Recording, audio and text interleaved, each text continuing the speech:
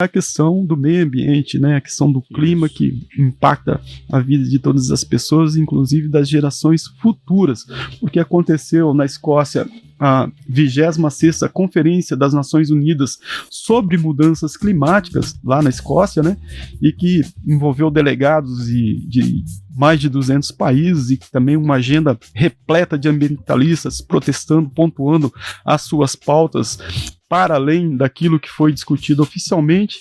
E para falar, para analisar o que a gente pode esperar sobre essas deliberações da COP26, a gente recebe o Nelton Friedrich, que tem boa parte da sua vida vinculada aí ao trabalho em defesa do meio ambiente, deputado constituinte, que levou muitas pautas, inclusive do meio ambiente lá para o Congresso Nacional, e a gente recebe aqui ao vivo para esse papo, para fazer uma ligação com aquilo que é do nosso dia a dia, para fazer uma vinculação com aquilo que foi discutido globalmente com a nossa cidade, né? Uma cidade global como somos, né? Essa cidade que recebe a todos e está encravada numa fronteira trinacional, Moacir. Bom dia, Nelton Friedrich. Obrigado por atender o nosso convite, é um prazer aí recebê-lo. Bom, prazer é muito nosso de estar aqui. Eu confesso que tenho acompanhado, né, e da boa audiência e do trabalho que vocês estão fazendo, por isso eu fico muito satisfeito, e principalmente um tema que ele é muito palpitante, nunca foi tão atual. A gente não só pós-pandemia, ou enfim, a pandemia no quadro que ainda estamos vivendo, mas principalmente porque estamos diante desse maior de todos os desafios, quem sabe. É como é que a gente revisita o verdadeiro desenvolvimento para que ele seja permanente, tem que ser sustentável. E segundo, como é que a gente coloca a questão do ser humano nas suas relações com a natureza, nessa grande solidariedade entre os humanos e dos humanos com a Mãe Terra, com a natureza.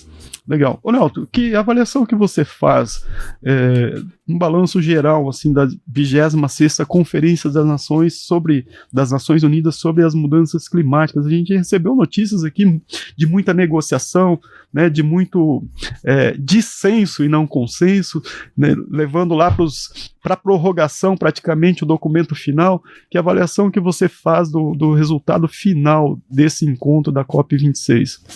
Bom, ficou muito aquém do que se esperava, mas é evidente que também nós temos que compreender que estamos na 26ª conferência.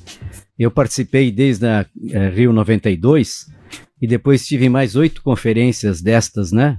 Como de Copenhague, de Cancún, como também a própria de Paris, que foi extraordinariamente positiva, que foi a COP21 com os 17 ODS, a Agenda 2030, e evidentemente também participando, como participamos da Rio +20, que foi muito importante, porque é ali que se decidiu, para não fracassar, que nós tivéssemos dos países o compromisso de metas, o compromisso de objetivos de desenvolvimento sustentável na chamada Agenda 2030. Então ficou aquém, mas ao mesmo tempo a gente precisa ter presente de que os interesses em jogo, nós estamos falando de uma questão geopolítica e geoeconômica, porque os grandes interesses do mundo estão explicitados quando você quer fazer transformação e você quer fazer mudança, eles estão explicitados de maneira assustadora. A indústria do petróleo, por exemplo, ou vamos chamar dos combustíveis fósseis, ela tem uma presença extraordinária porque talvez seja o setor que mais ainda recebe subsídios. E não podemos esquecer que os países ricos, eles dependem do carvão para a sua energia. Diferente do Brasil, que tem 70% da sua matriz limpa. Então, mexer com carvão na China, nos Estados Unidos, na Europa, na Rússia, é um negócio assustador. Só que tem que mexer. Então, a primeira, acho que, conquista que nós tivemos, ainda acanhada, é que pela primeira vez em tantas COPs, nós foi possível inserir a questão dos combustíveis fósseis que têm que ser reduzidos. Porque há duas grandes questões que vale a pena, só para a gente refrescar um pouco. O grande problema nosso é que nós continuamos emitindo gases de efeito estufa que levam ao aquecimento global, à mudança do clima, o problema está aí. E os seus efeitos são extraordinariamente danosos, são tragédias sobre tragédias. Foz do Iguaçu, de repente, a cada semana ou cada mês você tem algum fenômeno mais aguçado, você tem problemas sérios de alagamento, claro, mas às vezes com causas conhecidas e históricas, mas tem problemas do aquecimento global, essa coisa de tempestades, né, de chuvas intensas em poucas horas, ao mesmo tempo, de repente, secas longas. Então, esses problemas, elas têm duas grandes questões. Uma, você tem que diminuir a emissão, e a outra você tem que, na verdade, tipo assim, recuperar daquelas emissões que estão acumuladas. Então, vamos agora a alguns lados positivos da última conferência. Primeiro lado positivo é que nós tivemos pela primeira vez um protagonismo muito além do previsto. Eu lamento muito que o Brasil, de novo, foi muito frágil. Aliás, o próprio presidente foi na reunião do G20 na Itália e não foi uma semana depois na grande conferência de Glasgow. É lamentável. Quer dizer, essa ausência do Brasil, que já foi um grande protagonista, foi muito séria neste momento. Mas, quero acrescentar que o lado positivo que nós tivemos, que nunca foi tão presente a caravana brasileira, vou chamar assim.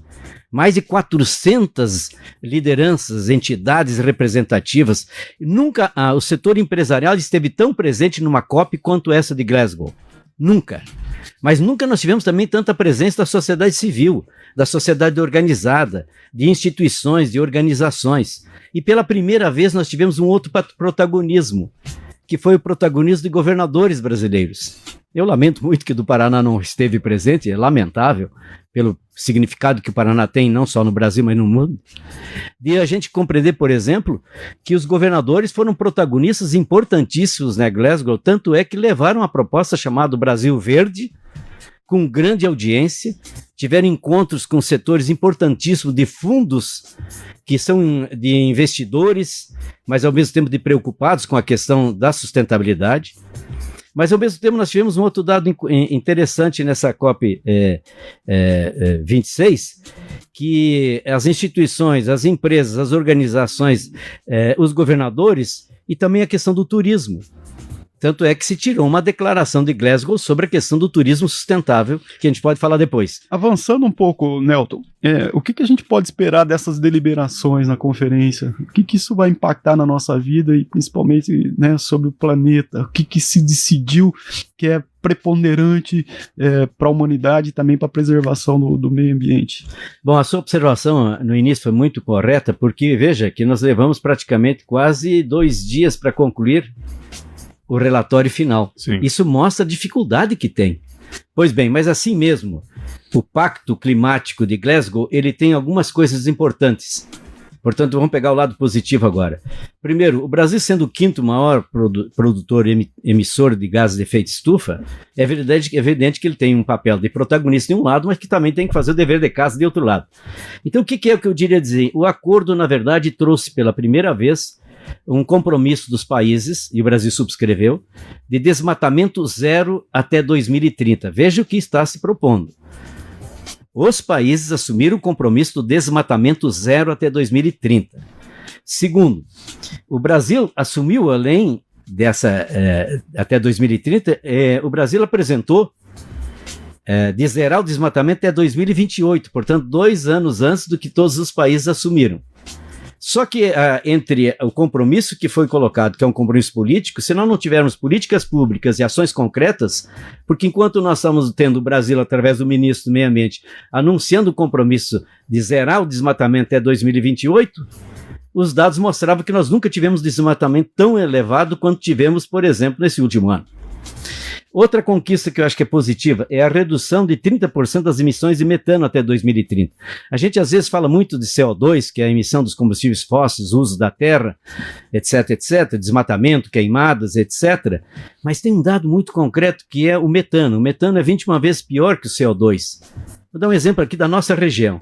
A região aqui é a maior produtora de leite, de aves e de suínos.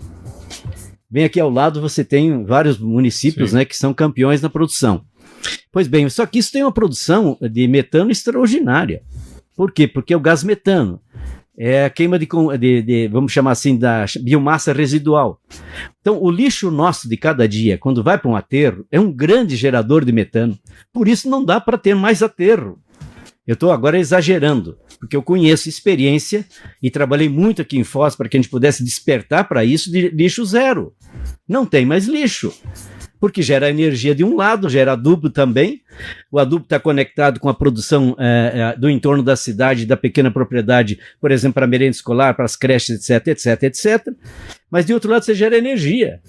Eu conheço uma experiência que o lixo, na parte que gera energia, toda a energia é utilizada pela prefeitura nos ônibus, portanto elétricos, né, com metano, vamos chamar assim, né, mais concretamente, e ao mesmo tempo os outros veículos do próprio município e aí já fornecendo para o setor privado.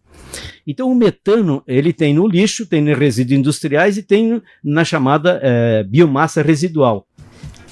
Vamos chamar assim aqui, usar uma palavra mais adequada na rádio, mas são os dejetos. É o cocô nosso de cada dia, do porco, da vaca, da galinha, e os suínos faz quantas vezes mais que o ser humano e 70% é líquido. Imagina, nós temos um município aqui na região que tem 3 vezes, 4 vezes mais suínos do que habitantes. O oeste do Paraná tem 1.200.000 habitantes, por aí tem quase 2 milhões de suínos. Então esse impacto, e aí tem outras causas que eu não vou aqui para não alongar, mostra que essa decisão é nova. E o Brasil subscreveu. E digo mais, olha como é interessante a questão da sustentabilidade. Aí tem um bom negócio do Brasil. Quanto mais nós trabalharmos, por exemplo, o desmatamento zero, quanto mais nós trabalharmos, por exemplo, a questão do metano e reduzir essas emissões, mais nós vamos diminuir as emissões de um lado, vamos nos credenciar no mercado internacional como um produtor de produção, de padrão de produção sustentável e saudável. Portanto, tem um ganha-ganha nisso. Essa é a grande descoberta que nós precisamos que boa parte do empresariado, que nossos prefeitos, que os governadores, que o Brasil possa compreender que a questão da sustentabilidade é um ganha-ganha. Não é você ganha e os outros perdem. Então, nesse sentido, eu tomo a liberdade de ir agora para um outro ponto que eu acho que é importante a gente também. Os países assumiram um compromisso de emissões zero. Claro que está muito aquém do que devia. Por exemplo, claro, vamos imaginar a questão da China. A China é o que é, mas é uma grande emissora de gases de efeito estufa, junto com os Estados Unidos, por exemplo. Mas é uma emissão diferente do Brasil, né? O nosso problema mais é queimada e desmatamento, isso? Correto? Nosso é queimada e desmatamento, claro, uso de combustíveis fósseis, nós ainda usamos muito petróleo, gás, diesel, etc. Só que nós somos diferentes de todos esses países. Esse aqui é o único país continental que tem sol o ano inteiro. A prioridade zero desse governo, qualquer governo, tem que ser energia solar, energia eólica e energia da biomassa residual que eu acabei de falar. Para que os ouvintes tenham uma ideia, está aqui com o nosso comandante da emissora, para vocês terem uma ideia, mas, nós quando estávamos na Itaipu, nós chegamos a isso, por isso nós criamos a Centro de Biogás, por isso que nós temos o Parque Tecnológico de Itaipu. O próprio Tecnológico de Itaipu tem um investimento similar ao que foi sendo investido na ponte. As duas são muito importantes, as duas causas. Mas o que tem no Parque Tecnológico de Itaipu se continuar numa linha de sustentabilidade, de visão da energia, da sustentabilidade, do meio ambiente, da água, é compreender que ali tem uma inteligência já formada, o único centro de biogás internacional da América Latina reconhecido pela ONU. Sabe quanto é que dá para produzir energia só do cocô da vaca, do porco e da galinha, resíduos industriais do lixo aqui na região? Não sabemos. Quase 4 milhões de consumidores, é quase 70% que a Copel tem de consumidores. Mas aí que eu te pergunto, Neto, por que não é tão difundido isso? O que impede o gestor público de transformar isso? Se temos a tecnologia, temos o que mais precisamos, o que acontece? Eu acho que é descompromisso com o próprio país. Vou ser bem objetivo. Os interesses se sobrepõem. Como é que, por exemplo, nós tivemos no Brasil, no ano de 2016, a aprovação de quase 1 trilhão de subsídio às petroleiras, e você não tem o subsídio para energia solar? Gente, num momento esse de crise, inclusive de falta d'água, que é um problema, inclusive, com as próprias hidrelétricas e reservatórios, nós tínhamos que estar fazendo o quê? Zerar os tributos, jogar o BNDES, jogar todas as Paraná, por exemplo, Fomento, jogar dos bancos estaduais, que é onde tem, nós tínhamos que fazer um grande trabalho com as universidades, como é que nós vamos cada vez mais fazendo com que o custo da energia solar fosse cada vez menor, não importar 99% dos equipamentos, isso é uma vergonha. Se você tem a maior possibilidade de gerar energia a partir da energia solar no país que tem mais sol de todos os países maiores do mundo, como é que você não tem a produção de equipamentos locais, nacionais? Então falta política pública, falta decisão de Brasília, mas ela tem que se desdobrar. Por isso que eu fiquei muito satisfeito quando vi os governadores suprindo a ausência do governo federal. Porque os estaduais têm um poder muito grande, mas também os municipais. Eu pergunto, bom, vamos falar depois sobre Foz, mas eu queria completar só essa questão, portanto. O que é que a China assumiu? Até 2060, a China quer zerar as emissões. E Estados Unidos, ao contrário, 2045. O Brasil assumiu que vai zerar até 2050. A Alemanha, 2040. Mas eu quero dizer que isso nunca vai acontecer se nós deixarmos por aí, porque é muito longe. Até lá, quanto que vai aumentar a temperatura? Eu estou agora citando um dado que não é meu. Aliás, o que eu estou citando aqui, 99% não são dados, de algumas conclusões que a gente já tem pela vida e pela experiência. Mas, por exemplo, existe uma expectativa muito ruim no que diz respeito ao centro-oeste do Brasil, pelo aumento da temperatura. Todo o Brasil está vivendo o aumento da temperatura. Mas tem algumas regiões que a questão está muito mais clara e evidente. Deixa eu dar só um exemplo aqui nosso da região, mas que atingiu o Paraná todo. Essa seca que nós tivemos em este ano, principalmente em 70 dias, deu um prejuízo de 11 bilhões de reais para os produtores rurais do Paraná. Por quê? Porque na hora da sempre e habitual chuva de fevereiro e março e início de abril, nós não tivemos chuva. Caiu, portanto, em 52% a produção de milho. Nós, exportadores, estamos importando milho. Isso repercute o quê? Não só na ração do porco, na vaca e da galinha, mas repercute, portanto, no que nós vamos comprar do frango, da ração, etc., no mercado. Porque nós estamos hoje dolarizando o milho porque não temos estoques reguladores estratégicos. Sempre o Brasil teve estoques reguladores para a alimentação interna do seu povo e para essas necessidades. Não temos mais, que estão tirando o Estado de tudo. Mas como se eu tenho que regular o Estado? Aliás, a economia, às vezes, eu tenho que trazer, por exemplo, um caso concreto como este, de você perder, eu estou falando no bolso do produtor, imagina impostos. 11 bilhões em 70 dias de uma seca intensa e mais ageada, saiu do bolso do pequeno produtor e do médio produtores do Brasil que produzem porco, ave, linha, etc. Outra coisa que eu queria, antes de terminar esse ponto, de destacar também que a COP26, ela correspondia a 2021, assumindo com 22, por causa da pandemia, não saiu no 2020. Só que nós vamos ter uma COP já no ano que vem, que será no Egito. Então, a COP do ano que vem, ela, na verdade, ainda vão estar muito vivos esses objetivos e as metas. Então, não vai ter mais como fugir. Então, por isso eu diria assim, esses são lados que eu falei mais positivos da COP26, mas insisto muito, eu gostaria muito que nós pudéssemos recuperar o protagonismo do Brasil. Vou dar um exemplo que eu tomo a liberdade porque vivi. Quando nós tivemos na COP21 em Paris, que foi a grande COP dos 17 Objetivos de Desenvolvimento Sustentável, difícil, lá demorou um dia para fechar o relatório final, agora foi com 2. O que aconteceu? Nós tínhamos o Brasil, que foi convidado pela ONU, junto com Filipinas. Os dois países foram os grandes intermediários entre os países ricos, os países em desenvolvimento e os países pobres. Tal o protagonismo do Brasil. Tal o respeito, porque o Brasil, na COP, no Rio de Janeiro, mais 20, ele foi incisivo. Não vamos encerrar a COP mais 20 sem definir claramente 2015. Por isso saiu da COP, como eu disse antes, da nossa reunião que tivemos no Rio de Janeiro, depois de 20 anos da Rio 92, em 2012, esta do Rio de Janeiro foi determinante a posição do governo, não vamos sair daqui. E aí que saiu a ideia. Em 3 anos, os países, as empresas e as sociedades vão ter que apresentar os seus objetivos de desenvolvimento sustentável e os seus compromissos de redução das emissões. E o Brasil assumiu o compromisso de reduzir 43% das emissões dos gases de efeito de estufa, já em 2015. Ambicioso. Ô Nelton, na Conferência das Nações Unidas sobre as mudanças climáticas que você está desenvolvendo, teve uma decisão importante em relação ao turismo. Que correspondência que você faz aí sobre a questão ambiental com o turismo? Bom, é evidente que eu não vou entrar em detalhes, mas todos nós sabemos que o turismo é talvez hoje um dos mais importantes veios de desenvolvimento econômico, né? Mas que nós precisamos ter essa compreensão que cada vez mais está se apelando para o turismo sustentável. Vou dar só um exemplo que nós precisamos ter muito claro. Alguns países, muito mais até que o Brasil, eles dependem muito só do turismo, só. Então eles são ainda muito mais emissores da parte do turismo das emissões. Não quer dizer que o turismo seja o maior emissor, mas ele é. Agora, então por isso houve uma coisa muito importante na COP26, portanto agora em Glasgow, que foi essa chamada Declaração de Glasgow sobre a questão do turismo. Eu quero chamar a atenção do detalhe.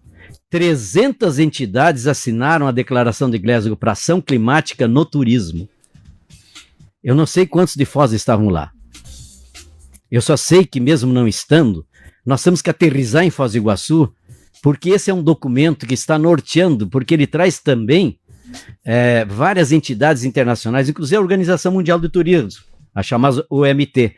Mas não é só ela, você teve também o próprio PNUD, que é o Programa das Nações Unidas para o Meio Ambiente, e eu repito, são dezenas, 300 já assinaram, e eles abriram para continuar recebendo subscrições, compromissos. E eu vou chamar apenas a observação, 2 itens de vários, eu acho que são mais importantes. A Declaração de Glasgow ela coloca duas principais metas. A primeira delas é cortar as emissões que o turismo tem dos gases de efeito estufa até 2030. Portanto, conseguir que a indústria do turismo corte pela metade, olha só, alô Foz do Iguaçu, vamos ficar atentos, vamos colaborar, vamos nos reunir, vamos definir, não vamos ficar na reboque, não vamos depender de Brasília. Pois bem, o que diz isso? Se reduzir para metade as emissões dos gases de efeito estufa até 2030. Nós estamos em 2021, entrando em 2022. E ao longo prazo, zerar as emissões até 2050. Zerar e até 2030 reduzir a metade. Então eu tenho que pegar todas as causas que são emissoras dos gases de efeito estufa em Foz do Iguaçu ou sobre Foz do Iguaçu e com a sociedade como um todo, não só a empresarial, como é que a gente vai atingir isso? E se nós sairmos na frente, daqui a pouco nós vamos estar nas páginas da ONU, nós vamos estar na agenda positiva internacional. É isso que me toca muito quando eu vejo Foz do Iguaçu não observar essas questões. Só que tem um detalhe, o turismo sustentável não é só turismo. E muitos acham que eu estou falando de turismo verde, não é nada disso não. Também é, porque uma coisa é o turismo ambiental. Ele atua, por exemplo, sobre atrações, né, mantém integralmente tudo, mas ao mesmo tempo não tem os compromissos que tem o turismo sustentável, porque ele tem os 17 ODS. Turismo sustentável é o econômico, é o social, é o cultural, é o ambiental e alguns até, eu me incluo entre esses, chega a cogitar do espiritual. Então o que significa, por exemplo, o turismo sustentável em Foz do Iguaçu? Significa que nós temos que, por exemplo, e eu começo por um dado, posso já citar? Por favor. Por exemplo, nós temos já uma coisa que está acontecendo no Brasil, que é um índice de sustentabilidade sustentáveis. Esse índice está analisando nesse primeiro momento 700 principais cidades do Brasil. Das 700 principais cidades do Brasil, os índices de Foz do Iguaçu, e portanto das outras 699 cidades, estão sendo acompanhadas. Por exemplo, das 700 maiores cidades, Foz do Iguaçu está em 124º lugar na análise de se está cumprindo, portanto, com o conceito, o padrão de cidade sustentável. Só uma curiosidade, quem está em primeiro, o senhor tem esse dado? Para a gente fazer um comparativo leigo aqui, nessa conversa? Puxa, tem 2 cidades. Daqui a pouco eu devo até ter. Porque assim... Esse indicador é bom ou é ruim para Foz do Iguaçu? Sim. Eu acho que, para ser o que é, você lembra que eu até escrevi um artigo sobre isso, mas defendi muito sobre a tese da compreensão que cidade é uma das poucas cidades do mundo que ela é cosmopolita com 265 mil habitantes. É a única cidade do interior do Brasil que ela é mais conhecida do que 90% das capitais dos estados brasileiros. Aonde você for, se perguntar onde é que é Cuiabá, ou que você é de Cuiabá, vão dizer, Cuiabá? Você fala Foz do Iguaçu, Iguaçu Falls. Então, caramba, e nós não conseguimos fazer a estrada de mão dupla. Você é uma cidade cosmopolita, é uma cidade mundial, o mundo abraçou Foz e Foz não abraçou o mundo. Ora, eu diria assim, a secretaria mais importante de Foz do Iguaçu, depois de saúde e educação, e segurança e transporte tem que ser relações internacionais e relações nacionais. Tem que estar junto ao gabinete do prefeito e com a associação comercial e todas as principais entidades, mas também com os bairros. A cidade mais turisticamente falando é boa, será boa para quem mora aqui. Então eu diria assim, estar em 100º e 24º lugar, se você analisar em 700, não é uma posição ruim. Mas quem é campeoníssimo em turismo, em atração, tinha que estar disputando os 3 primeiros lugares, os 4 primeiros lugares, os 5 primeiros lugares. Por quê? Deixa eu dizer para vocês uma coisa que eu vivi muito isso. Uma das coisas que a gente conseguiu na Itaipu, inclusive com o Cultivando Água Boa e outras iniciativas, que Itaipu, se fosse gastar em propaganda para divulgar Itaipu, comparando com aquilo que saía na imprensa estadual, nacional, internacional, não só regional e local, 95% era propaganda gratuita, porque era em cima do que estava sendo feito. Eu queria e gostaria que a agenda de Foz do Iguaçu incluísse essa questão do desenvolvimento sustentável, para que a gente pudesse ser lá fora, puxa, mas aquela cidade também, por exemplo, não tem mais analfabetos. Aquela cidade tem a melhor experiência de turismo, de economia local. 70% dos nossos produtos utilizados no turismo de Foz não são de Foz. Eu estou sendo aqui, quem sabe, exagerado, mas pega o artesanato, pega os materiais utilizados nos hotéis, pega aquilo que a gente fala, compre em Foz. Eu estou lutando há tempo pensando em compre o feito em Foz também. Se você pega, por exemplo, quanto que tem de chinês em Foz do Iguaçu na área, inclusive de artesanato, mas não estou falando de artesanato, de outros equipamentos que nós temos na cidade, porque é cidade turística. Será que é só Blumenau que pode fornecer lençóis e fronhas e etc para os hotéis? Ou Maringá? Ou a China? Eu quero dizer, portanto, que a gente precisa, eu estou adiantando aqui, que um dos grandes novos focos da chamada economia sustentável, ou do desenvolvimento sustentável, é também a economia local.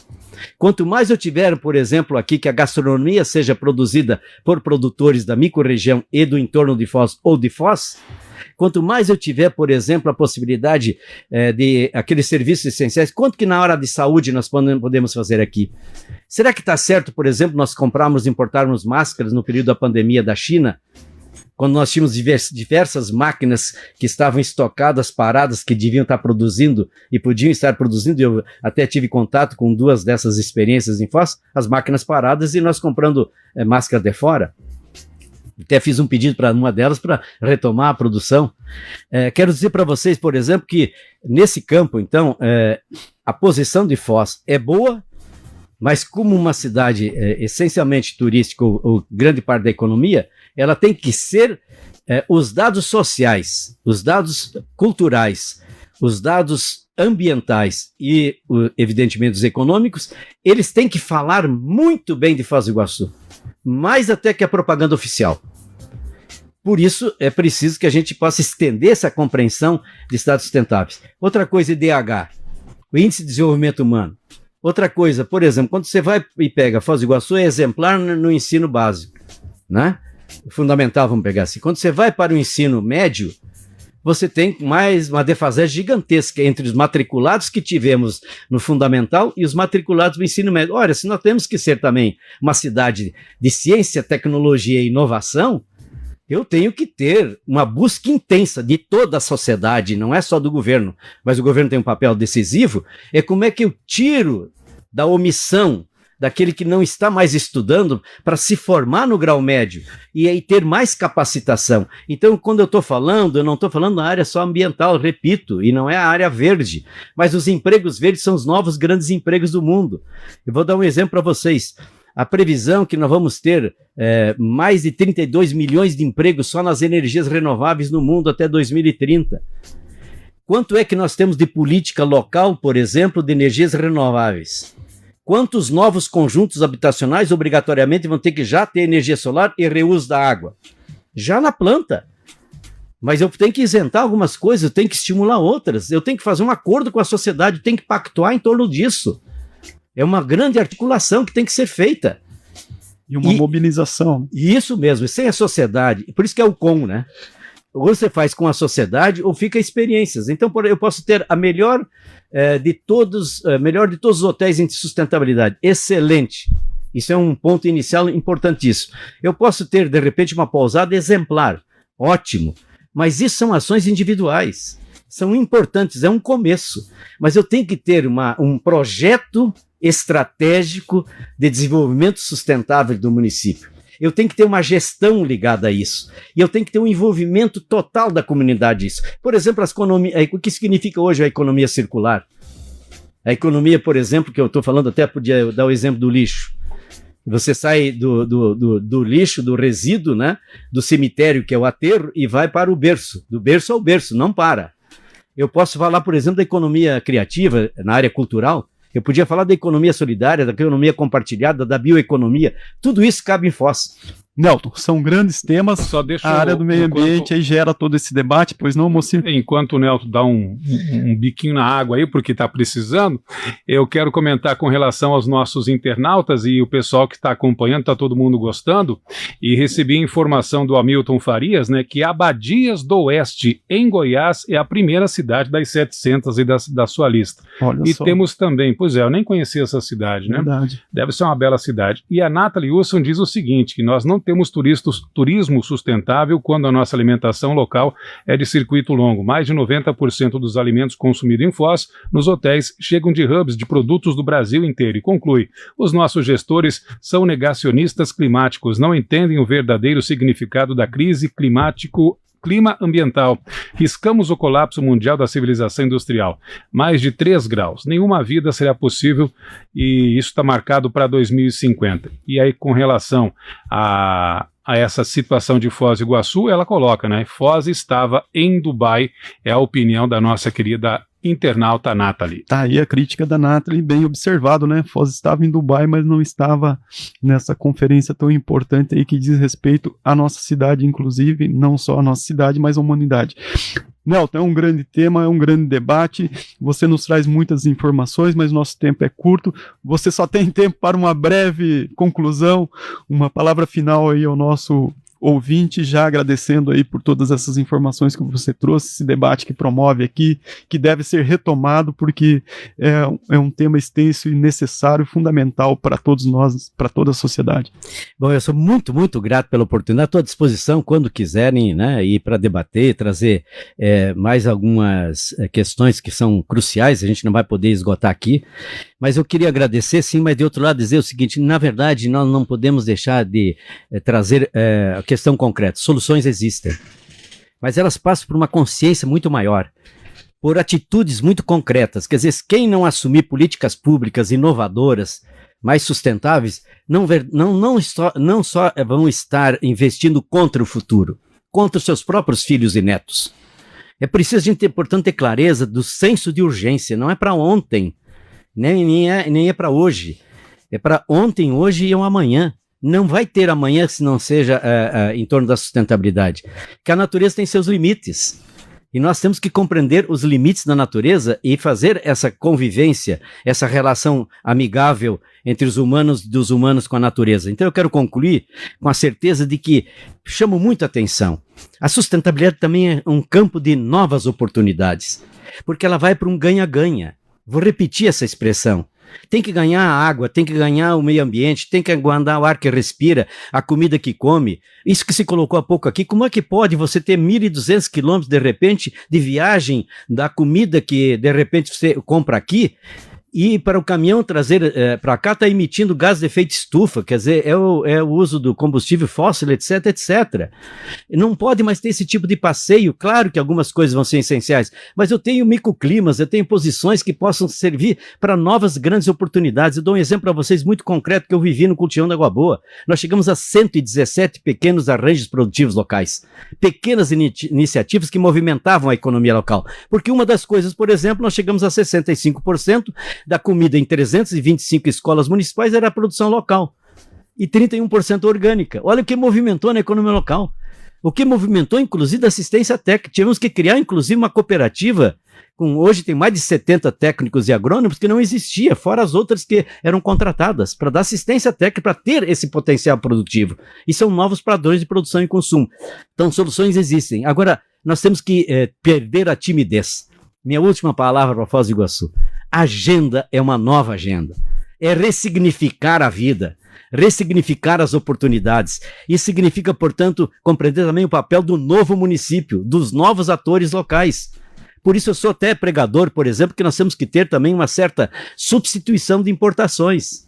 Não só de outras regiões dentro do país, mas também de fora. Eu não estou fazendo aquela velha substituição de importação, mas é uma parcela que a globalização do jeito que está aí não deu certo, a pandemia mostrou.